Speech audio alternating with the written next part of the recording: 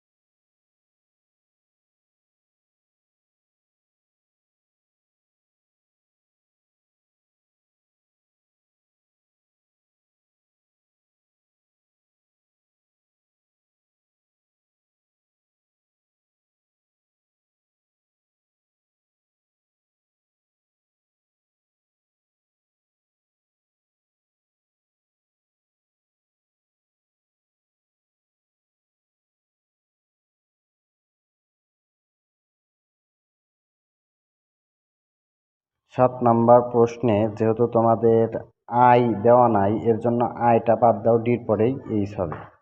ধন্যবাদ।